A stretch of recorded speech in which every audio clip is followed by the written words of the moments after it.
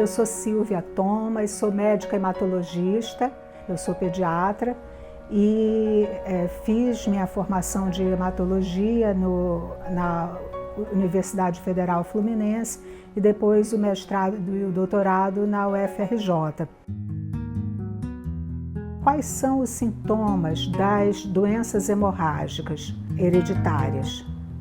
Basicamente, manchas roxas, mas não são manchas roxas à toa na canela da criança que tem uma vida social intensa, não é?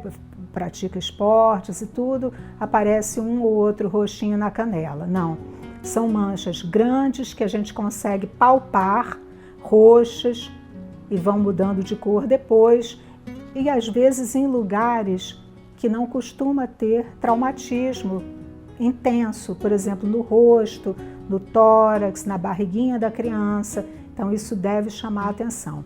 Sangramentos nas fossas nasais, né? No nariz, geralmente são sangramentos abundantes e em ambas as narinas, e acontecem com uma intensidade muito desproporcional ao que é o habitual. Então, os defeitos nas plaquetas se chamam de trombopatias. As trombopatias mais frequentes são a trombastenia de Glanzmann e a síndrome de Bernard-Soulier. As coagulopatias mais frequentes, em primeiro lugar, pode afetar até 1% da população, é a doença de von Willebrand. Ela pode ocorrer em mulheres ou em homens, mas o tema da nossa conversa hoje é mais voltado para as mulheres. Interessante lembrar que, como são problemas hereditários, a pessoa pode não se atentar que aquele sangramento foge ao normal, porque qual é o normal? A mãe também tem, a irmã às vezes tem, as primas, então pode passar batido pensando que é o normal para todo mundo. Então, o que deve chamar a atenção dos profissionais de saúde?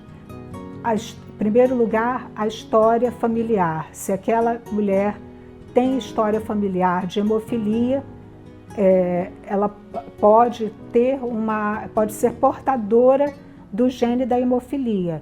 Então, muitas mulheres portadoras do gene da hemofilia são sintomáticas, são portadoras sintomáticas, ou seja, elas precisam ser reconhecidas dentro dos hemocentros, porque precisam de ser cadastradas e precisam ser tratadas com os medicamentos que existem disponíveis pelo SUS nos hemocentros, principalmente o ácido tranexâmico. O que deve chamar a atenção para as pessoas que podem ser portadoras do gene da hemofilia, se ela é portadora, sendo sintomática ou não, ela tem, em tendo um filho homem, 50% de chance de ter um filho com hemofilia.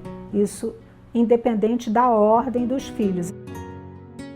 É um pouco difícil o diagnóstico laboratorial das doenças hemorrágicas, principalmente na parte de função das plaquetas, porque depende de equipamentos que nem todo lugar tem. Pelo menos um hemocentro no estado vai ter um agregômetro, que é um aparelho que você consegue mensurar a função da plaqueta. Na parte de doenças hemorrágicas ligadas os fatores de coagulação também precisam ser feitos em laboratórios especializados. Em geral, estão nos hemocentros. Em alguns locais o hematologista afeito a essa área, pode encaminhar também para um laboratório da rede particular, se não for possível o hemocentro, mas ele precisa ter uma visão crítica sobre esses resultados. Se a gente pensar só nos sangramentos menstruais, vocês imaginam o impacto que tem na vida dessa pessoa. Os estudos mostram que 90%, antes se pensava em 40%, hoje 90% das mulheres que têm um fluxo menstrual muito alterado, muito volumoso, podem ter uma doença hemorrágica subjacente.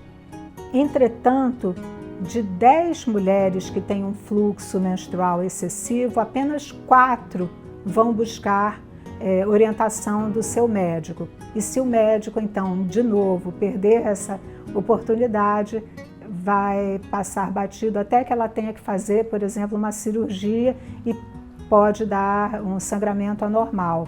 Existe um termo chamado pobreza menstrual e outro termo chamado cegueira menstrual. Isso quer dizer que você não percebe que isso é um problema importante e não se dá importância, porque como é uma questão de mulher, então ter menstruação excessiva, ter cólica, ter impacto na vida por causa da menstruação é considerado quase que como uma condição feminina, mas isso não tem que ser assim. O impacto na vida através da anemia que a pessoa fica, a fadiga, a falta de disposição, alteração no desenvolvimento cerebral, inclusive, das meninas que têm doença hemorrágica em consequência da perda excessiva de sangue, ela pode também afetar todo o desenvolvimento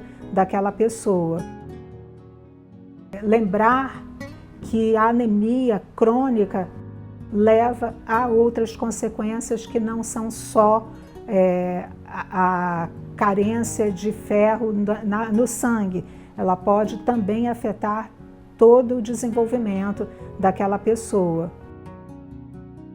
Como minha mensagem final, queria dizer para vocês, vocês não estão sozinhas, nós não estamos sozinhas. Nós precisamos ter nossas vozes ouvidas, ouvidas aqui no Brasil, ouvidas fora do Brasil. Se engajem nessa campanha de conscientização das doenças hemorrágicas em mulheres. Não é problema pequeno, é todo o impacto na vida de uma pessoa e na sua família. Então, vamos levar aos nossos médicos, aos nossos dentistas, essa informação e a dica de onde buscar informação para poder nos ajudar.